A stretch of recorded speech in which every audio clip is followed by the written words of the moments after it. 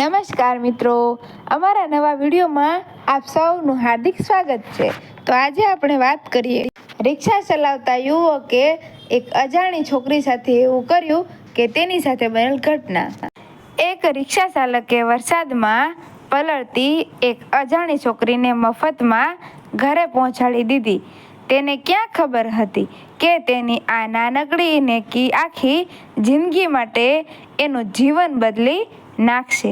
રાજેશ આ વર્ષે 48 વર્ષનો હતો અને દિલ્હીમાં એપ આધારિત ઓટો રિક્ષા ચલાવીને પોતાના પરિવારનું ગુજરાન ચલાવતો હતો।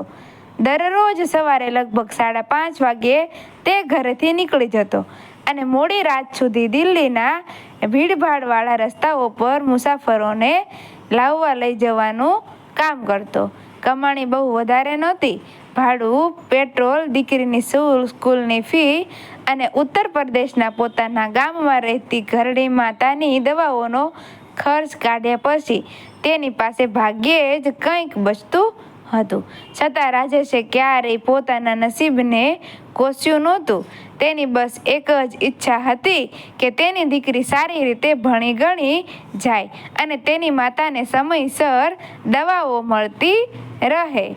તે દિવસે બપોર પછી અચાનક જ હવામાન બદલાયું।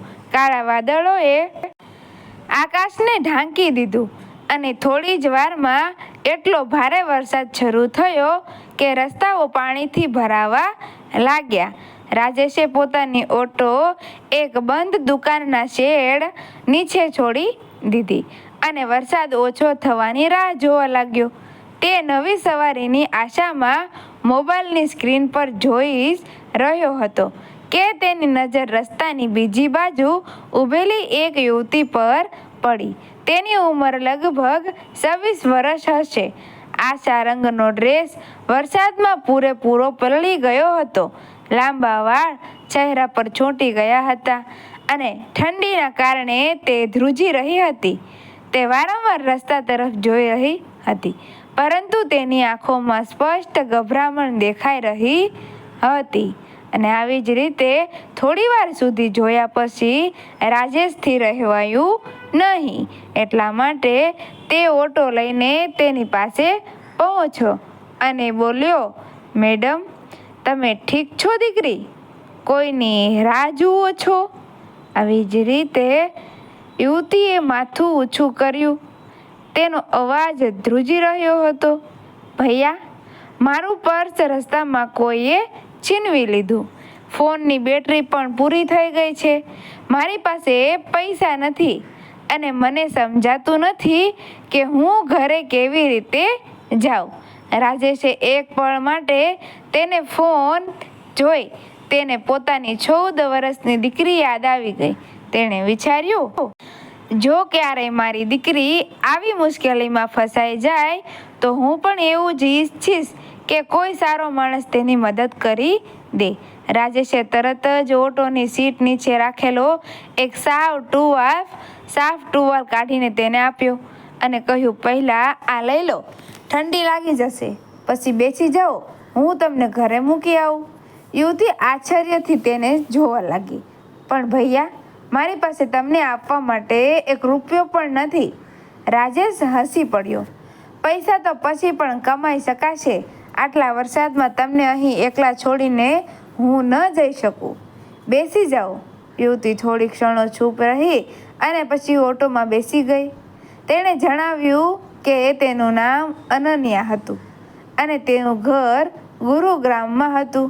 રાજેશને લાગ્યું કે રસ્તો બહુ દૂર નહીં હોય, પણ સરનામું સાંભળીને તેને સમજાયું કે તેણે ઘણી લાંબી મુસાફરી કરવી પડશે। છતાં તેણે કંઈ કહ્યું નહીં। વરસાદ સતત વધી રહ્યો હતો। ઘણી જગ્યાએ પાણી ભરાઈ ગયું હતું। ટ્રાફિક ધીમે ધીમે સરકી રહ્યો હતો અને એક જગ્યાએ તો ઓટો લગભગ બંધ જ થઈ ગઈ। રાજેશે કોઈક રીતે તેને ફરીથી ચાલુ કરી। લગભગ 1.5 કલાક પછી અનન્યાએ એક મોટા ઘરની સામે રોકવાનું કહ્યું। રાજેશે ઉપર જોયું તો થોડી ક્ષણો માટે દંગ રહી ગયો। તે કોઈ સામાન્ય ઘર નહોતું। ઊંચો લોખંડનો ગેટ, સિક્યોરિટી ગાર્ડ્સ અને અંદર ઊભેલી મોંઘી ગાડીઓ જોઈને સ્પષ્ટ થતું હતું કે આ રહેતો પરિવાર ઘણો સમૃદ્ધ હતો. અનન્યા ઓટોમાંથી નીચે ઉતરી અને બોલી, ભૈયા, હું તમારું ભાડું જરૂર ચૂકવવા માંગુ છું, પણ અત્યારે મારી પાસે ખરેખર કંઈ નથી.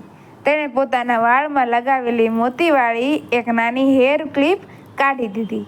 આ રાખી લો, કાલે હું તમને પૈસા મોકલી દઈશ. ભાડાથી 10 ગણા વધારે.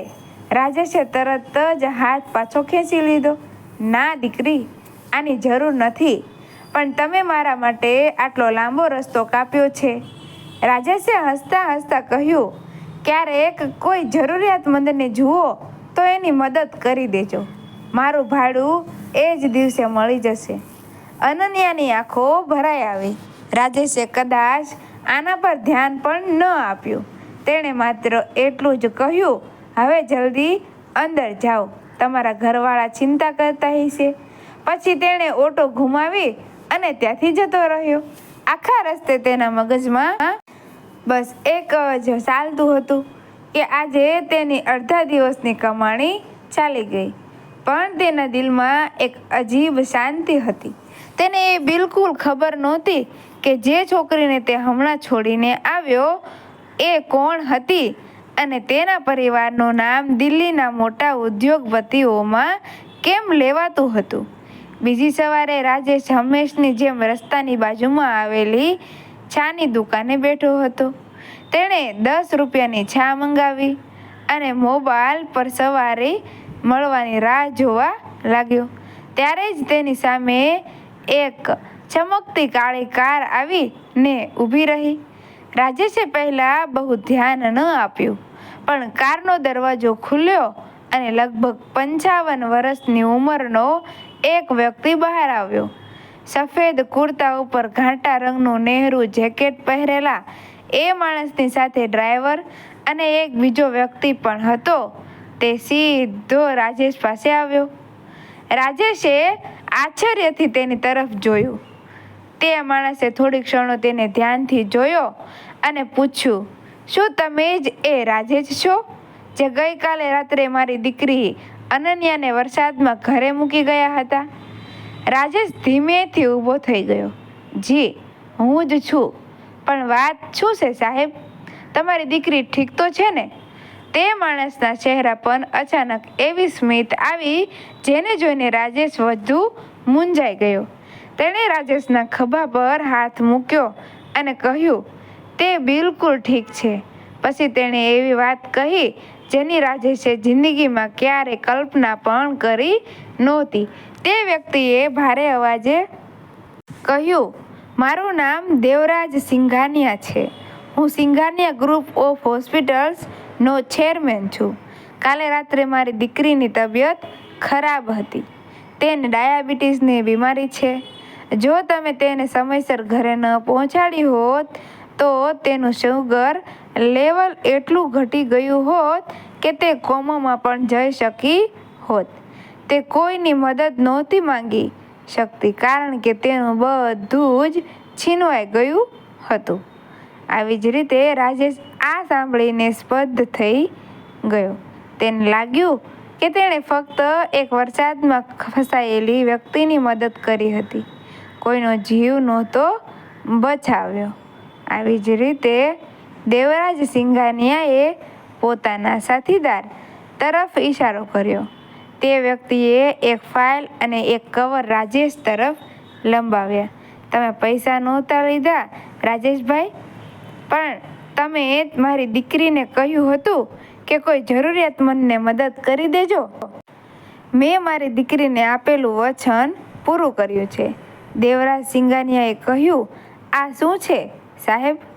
રાજેશે ખચકાતા અવાજે પૂછ્યું. આ કવરમાં 5 લાખ રૂપિયાનો ચેક છે. તમારી ઈમાનદારી અને મારી દીકરીનો જીવ બચાવવા બદલ નાનકડું ઇનામ. પણ મારી નજરમાં તમારી સાચી કિંમત આનાથી પણ વધુ છે. મેં સાંભળ્યું છે કે તમારી માતા ઉત્તર પ્રદેશમાં બીમાર છે. આ ફાઇલ મારા ગ્રુપની હોસ્પિટલના લાઈફ ટાઈમ હેલ્થ કાર્ડની છે. હવેથી તમારી માતા, તમારી દીકરી અને તમારા પરિવારની બધી જ તબીબી સારવારનો સંપૂર્ણ ખર્ચ સિંઘાનિયા ગ્રુપ ઉઠાવશે. મુફ્ત. રાજેશના હાથ ધ્રુજી રહ્યા હતા. તેની આંખોમાંથી આંસુ વહેવા લાગ્યા. વર્ષોથી જે બોજ તે એકલો ઉપાડી રહ્યો હતો તે એક જ ક્ષણમાં હળવો થઈ ગયો હતો. સાહેબ, આટલું બધું? રાજેશ માંડ માંડ બોલી શક્યો. દેવરાજ સિંઘાનિયાએ હસતા હસતા ફરી એકવાર તેના ખભા પર હાથ મૂક્યો અને કહ્યું, તમે હા, મારી દીકરીએ મને એ પણ કહ્યું કે તમે તમારી દીકરીને ભણાવવા માંગો છો. જો તમે મંજૂર હોય તો હું ઈચ્છીશ કે તમે મારી કંપનીમાં ટ્રાન્સપોર્ટ ડિપાર્ટમેન્ટના મેનેજર તરીકે જોડાઈ જાઓ. મને તમારા જેવા ઈમાનદાર અને ભરોસાપાત્ર માણસની જ જરૂર છે. ઓટો ચલાવવાની હવે જરૂર નથી. રાજેશની આંખો સામે તેની માતાનો ચહેરો અને દીકરીનું ભવિષ્ય તરવા લાગ્યું. વરસાદના એક અંધકારમય દિવસે કોઈ પણ અપેક્ષા વગર કરેલી એક નાનકડી નેકીએ આજે તેમના જીવનને કાયમ માટે પ્રકાશથી ભરી દીધું.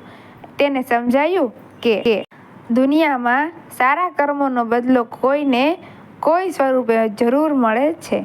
મિત્રો, વિડીયો ગમ્યો હોય તો વિડીયોને લાઇક કરજો, શેર કરજો અને અમારા આવા જ નવા વિડીયો જોવા માટે અમારી ચેનલને સબસ્ક્રાઈબ કરી દેજો. ધન્યવાદ.